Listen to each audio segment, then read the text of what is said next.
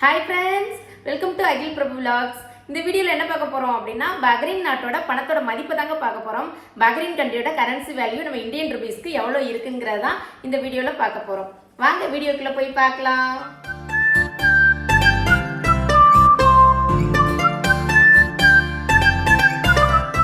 வேர்ல்டுலேயே currency வேல்யூல first பிளேஸ்ல இருக்கிறது வந்து குவைத் தினார் தான். ஒரு 277 ரூபாய் வந்து நம்ம இந்தியன் ருபீஸ்க்கு மதிப்பு வரும்.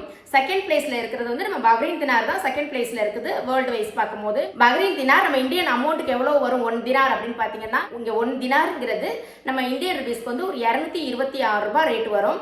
இப்போ கொஞ்ச நாளாக தான் 226ங்கிறது இன்க்ரீஸ் ஆகிருக்கு. நான் வந்த டைம்லலாம் ஒரு 220 இருந்தது, அப்புறம் 22 இருந்தது. இப்போ வந்து ரீசெண்ட் டேஸில் ஒரு 226 ஆகிருக்கு. இது வந்து நாளுக்கு நாள் ஒரே அமௌண்ட்டாக தான் இருக்குமா அப்படின்னா அப்படி இல்லை. இன்னைக்கு 226 இருக்கிறது, நாளைக்கு 227 வரும், அப்புறம் 225 வரும், 24 வரும். ஸோ அதை விட கம்மியாக சடனாக ரொம்ப கம்மியாகாது. ₹1 ₹2 முன்ன பின்ன இருக்கும். இங்கே பஹ்ரைன் தினார் வந்து எப்படி இது பண்ணுறாங்க அப்படின்னா, நம்ம டாலர் மாதிரி தான். நம்ம யூஎஸ் டாலர் இருக்குங்க இல்லையா, நம்ம நிறைய யூடியூபர்ஸ் எல்லாம் யூஎஸ் டாலரில் தான் நம்ம சேலரி வாங்கிட்டு இருப்பாங்க. $1 வந்து ₹80 82 இருந்தது, இப்போ ₹84 கிட்ட வந்திருக்கு. ஸோ டாலர் இன்க்ரீஸ் ஆகும்போது இங்கே பஹ்ரைன்லையும் உள்ள கரன்சி வேல்யூ இன்க்ரீஸ் ஆகும். இதை வந்து பஹ்ரைன் தினாருங்கிறது பஹ்ரைன் தினாரை தான் பிடின்னு சொல்கிறோம். இதை வந்து சில பேர் வந்து பிஹெச்டின்னு சொல்லுவாங்க. நம்ம ஊரில் ₹1 ₹5 ₹10 ₹20 அந்த மாதிரி நோட்டு இருக்கிற மாதிரியும், நம்ம ஊரில் சில்லறை வந்து ₹1 ₹2 ₹5 இருக்கிற மாதிரியும், இங்கே எவ்வளவு சில்லறை எவ்வளவு இருக்குது, நோட்டை எவ்வளவு இருக்குதுன்னு சொல்லிட்டு வாங்க அதோட வேல்யூ பார்க்கலாம். ஃபர்ஸ்ட் நோட்ல இருந்து ஆரம்பிப்போம், அதிகத்துல இருந்து ஆரம்பிப்போம். பஹ்ரைன் கரன்சியை பொறுத்த வரைக்கும் நோட்டு எத்தனை அப்படின்னா ஒரு 5 நோட்டு தாங்க இங்க இருக்கிறது. 5 நோட்டு தான் இருக்குது. இது ஆஃப் தினார்னு சொல்றது, அரைன்னு போட்டிருக்குங்க இல்லையா, இது ஆஃப் தினார். இது வந்து 1 தினார். இது வந்து 5 தினார், 5 தினார். இது வந்து 10 தினார், 10 தினார். இது 20 தினார், 20 பீடின்னு சொல்றது. நோட்டில் ஹையஸ்ட் வேல்யூ எதுனா இந்த 20 தினார் தான் ஹையஸ்ட் வேல்யூ உள்ள நோட்டு.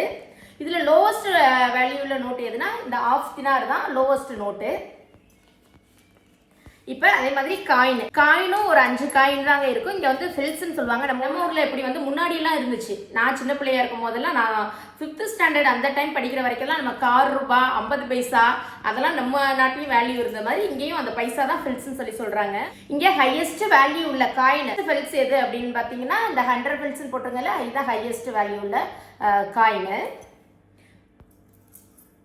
லோவஸ்ட் ஃபில்ஸ் அப்படின்னு சொல்லி பார்த்தோன்னா இங்கே ஃபைன் போட்டிருக்குங்க இல்லையா, இந்த ஃபைன் போட்டிருக்கிறது தான் லோவஸ்ட் வந்து ஃபெல்ஸில் உள்ளது. இப்போ வாங்க ஒவ்வொன்றும் நோட்டு காயின் ரெண்டு நம்ம இந்தியா ருபீஸ்க்கு எவ்வளோ அமௌண்ட் மதிப்பு வருதுன்னு சொல்லி பார்த்துடலாம். இங்கே ஆஃப் தினார்னு சொல்லியிருந்தாங்க இல்லையா, இங்கே எப்படின்னா நோட்டுக்கு பின்னாடி நம்ம ஊரில் காந்தி தாத்தாவோட படம் போட்டிருப்பாங்க இல்லையா, நம்ம இந்தியாவில் உள்ள நோட்டில்.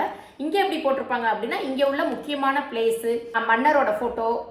இங்கே பெட்ரோலியம் வந்து முதன்மை தொழில் இல்லையா, அதனால பெட்ரோலியம் சம்மந்தமான பிக்சர்ஸ் எல்லாம் இருக்கும்.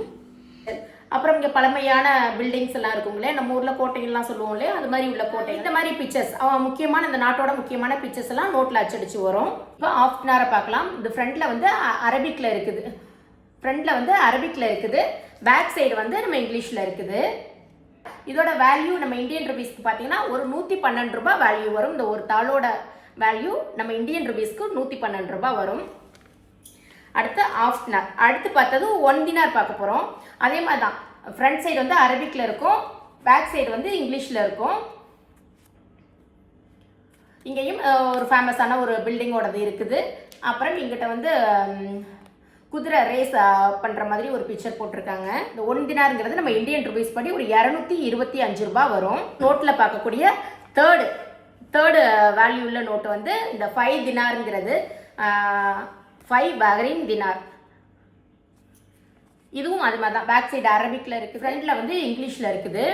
இங்கே பெட்ரோலியம் தொழில் தானே முதன்மை தொழிலாக பண்ணிட்டு இருக்காங்களே, அது பெட்ரோலியம் ஏதோ பம்ப் பண்ணுற மாதிரி ஒரு பிக்சர் கொடுத்துருக்காங்க. 5 தினாருங்கிறது நம்ம ஊர் இந்தியன் ருபீஸ் படி ₹1125 வரும். இந்த ஒரு தாளோட ரேட்டு வந்து ₹1125.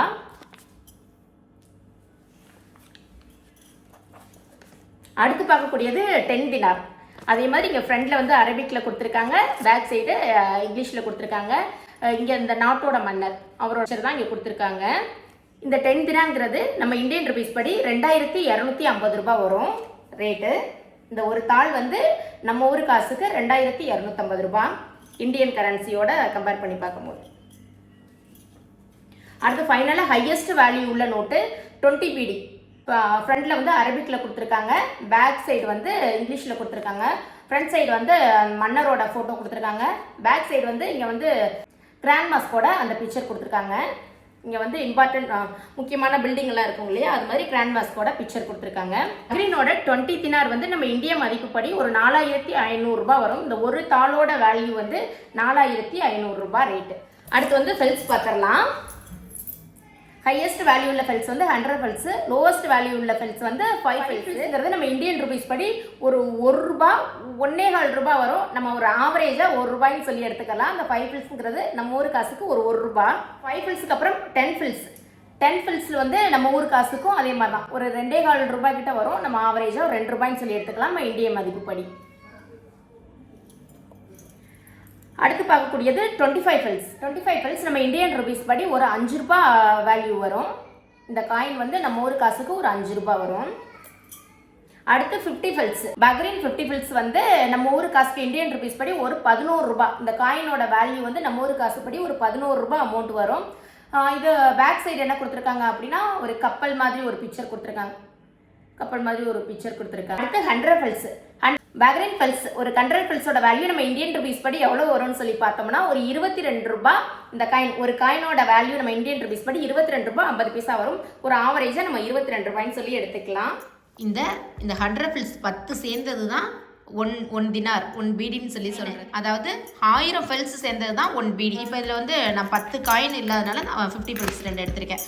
ஸோ இதெல்லாம் சேர்ந்தது தான் வந்து நம்ம ஒரு காசுக்கு ஒரு 225 ரூபா. இந்த காயின்லாம் பார்த்தோம் இல்லையா, இதில் வந்து இந்த 5 ஃபெல்ஸு 10 ஃபெல்ஸு இதை வந்து நமக்கு சில்லறை இல்லாட்டி சேஞ்சாக தருவாங்களே தவிர, இந்த 5 ஃபெல்ஸ் 10 ஃபெல்ஸுங்கிறது நம்ம சில்லறையாக தருவாங்க இல்லையா நம்ம ஜாமான்லாம் வாங்கிட்டு. ஆனால் இந்த 5 ஃபெல்ஸு 10 ஃபெல்ஸ்க்கு இங்கே எதுவுமே வாங்க முடியாது.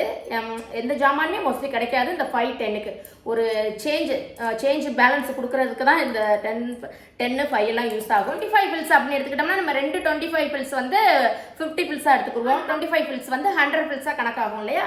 நம்ம இங்கே உள்ள 100 ஃபெல்ஸுக்கு வந்து நம்ம என்னென்னலாம் வாங்கலாம் அப்படின்னு சொன்னால் ஒரு டீயோட ரேட்டு வந்து இந்த 100 ஃபெல்ஸ்ன்னு சொன்னோம் இல்லையா, ஒரு டீயோட ரேட்டு நம்ம ஊர் காசுக்கு ஒரு 22 ரூபா 50 பைசா.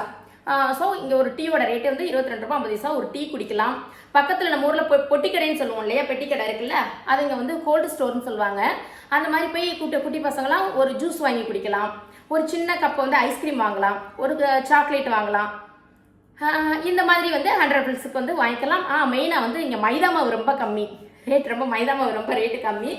ஸோ வந்து சில கடைகள்லாம் 100 ஃபெல்ஸுக்கு 2 பரோட்டா அல்லது 3 பரோட்டா கொடுப்பாங்க. இந்த 100 ஃபெல்ஸுக்கு குப்பூஸ்ன்னு சொல்லிட்டு இங்கே அரபிக் கண்ட்ரி கல்ஃப் கண்ட்ரிலலாம் ஃபேமஸான ஒரு ஃபுட்டு தான் வந்து குப்பூஸ்ன்னு சொல்லி. இப்போ நம்ம ஊர்லேயுமே குப்பூஸ் எல்லாம் கேள்விப்பட்டுட்டு வர்றோம்.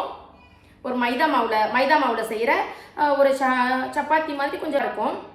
ஸோ வந்து இந்த 100 ஃபெல்ஸ் அதாவது நம்ம ஊர் காசுக்கு ஒரு 22 ரூபா மதிப்பு உள்ள இந்த 100 ஃபெல்ஸுக்கு வந்து ஒரு 5 குப்பூஸ் வந்து வாங்கலாம்.